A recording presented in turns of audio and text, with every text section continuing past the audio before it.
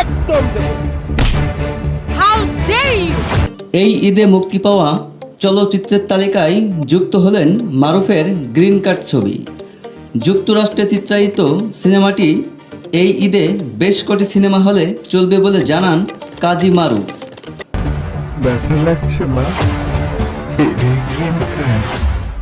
25 March চলচ্চিত্রের censor board থেকে ছবিটি ছাড়পত্র পায়।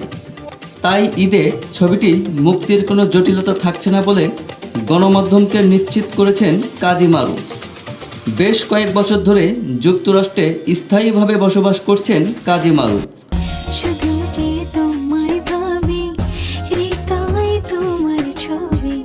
দীর্ঘ বিরতির পর নিজের প্রযোজনায় নির্মাণ করলেন গ্রিন কার্ড সিনেমাটি। যুক্তরাষ্ট্রে প্রবাসী হওয়া বাংলাদেশি মানুষের নানা কষ্টকে তুলে ধরা হয়েছে এই ছবিতে। ছবিটি পরিচালনা করছেন কাজী হায়াত ও রওশন আক্তার নিপা।